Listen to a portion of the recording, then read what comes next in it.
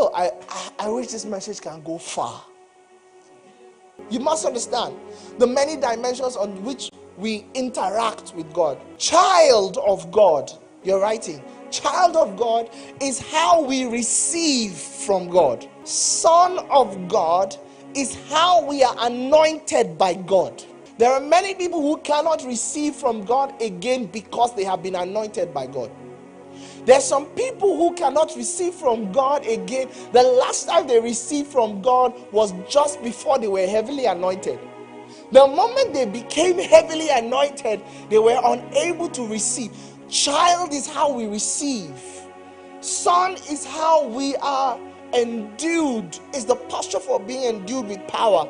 Servant is how we minister. Servant is the posture for ministry. Bride is how we stand in consecration and covenant. In consecration and covenant. And king and priest is how we reign in life. But let's talk about children. Who are children? I believe that the child is the person from the age of 0 all the way till 12. So let me tell you 12 things that you must never forget. This is my research. This is my contemplations as I look into the vision that I had. See, I'm telling you that a lot of us are not receiving things from God because we don't know how to be children again. And that adulthood that happened to us did not only happen to us physically, it made its way into the fabric of our spiritual life. We have allowed it, and we don't know that it is now. The things that we know are the greatest enemies of the things that we should know. Write them down. We have a responsibility. Oh, I wish this message can go far. The number one thing that makes children special is that children do not fear. Every fearful child was taught to be afraid. We used darkness to teach good morals. We are bad adults. We use ojuju to teach good morals. We don't know that we are partnering with the spirit of fear in the lives of the next generation. We use negativity to compel children. We are altering. Children do not fear. Do not fear. First rule of recovering your childlikeness is refuse to fear. Did you hear what I said? No, you didn't hear what I said. Did it land in your heart?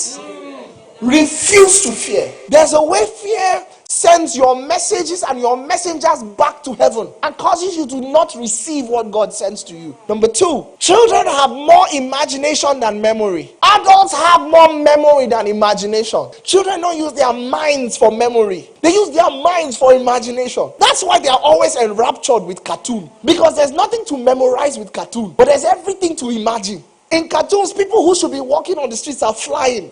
That's what a child wants to see. As you continue to fraternize with this world, your imagination starts to die. You start to replace it with memorization. Memorization of what? Of the ways of Babylon, darkness. That's what makes you fear. It's the fear of the unknown, the fear of the past, the fear of men, the fear of the devil, the fear of your failures. You have a memory bank that's more powerful than what you're imagining. But the scripture says, think on these things. This book of the law shall not depart out of thy mouth. Thou shalt meditate. You use meditation to encourage imagination. That's the purpose of meditation.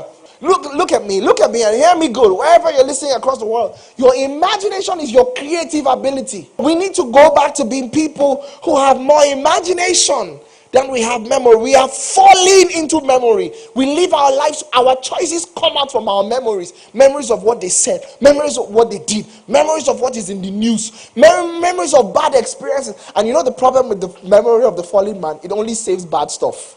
This is the open door to ingratitude and an ungrateful heart. It's not that, and depression and all manner of horrid things. It's not that good things didn't happen. It's that you are not versed in storing what is good. Number three, children are perfectly teachable. I'm a discipler. Disciple tons of people. There are two kinds of people you can disciple. The first group of people, the last time you corrected them about anything is the last time you're going to see them in a while. When you correct them, they're going to now go and sit down and then start thinking about things that you possibly could have done to them that is not good, or things that they may have heard about you that is not good. They are looking for vengeance in their heart against you. They even start to look for people who may have something to say about you that is not good. Your crime is that you corrected them. Yes. There's another group of people I have discipled. When you correct them, they buy gifts and bring to you.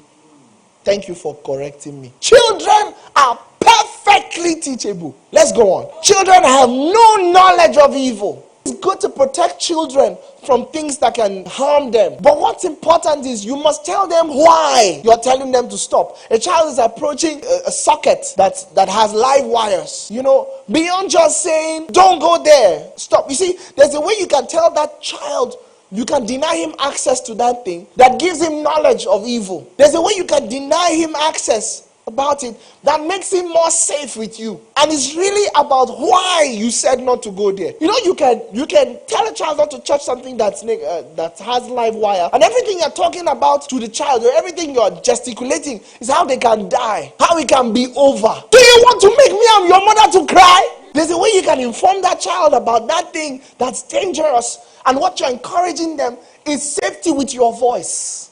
All children speak in tongues. All children have modes of communication with those that they love that cannot be captured with words. They are at home with babbling. They get their thoughts across faster than vocabulary. They will not wait to learn vocabulary to get their thoughts across. All children don't know how not to forgive. That's the reason I put it up that way. Anybody who doesn't know how to forgive was taught not to forgive. A child arrives here without the knowledge of unforgiveness and the power to hold grudges. All children are at home with honesty. It's difficult for adults, and I think it's more difficult for male adults. I found more honest girls than guys. Children are in a hurry to believe and trust again. Trust you again in a hurry, sometimes to a fault. But there's something inside them that's in a hurry to trust someone again. Children have eyes of wonder. The things that you would look at and it will mean nothing to you. If a child looks at it, they bring out the wonder in it. You are too used to night sky. When you bring a child out and they see the stars, they start to point at the stars. It's with they approach life with great wonder. Mommy, see this. Mommy, see that. They know mommy saw it before them. Oh, may we never lose our wonder. The loss of our wonder is responsible for a lot of unanswered prayer, because many times signs come before wonders. Miracles, signs, and wonders. Many times they say sign to wonder at before you get a miracle. If you lose the ability to wonder at a sign, you may never see a miracle. Children feed on spontaneity. If something spontaneous doesn't happen in a long time, they look like hungry children. They want something from out of nowhere to just suddenly happen. They want a surprise. Go to where they make magic happen for children. Every toy there is spontaneous. It either shows light when you're not expecting it, or it pulls you on it when you're not expecting it, or it rolls you around, because children feed on spontaneity. You start to revolve outside of the perimeters of where God can help you and reach you and touch you when your routine becomes your God. God works in mysterious ways. So if you don't feed on spontaneity, you'll miss God many times. All children are hungry for more love.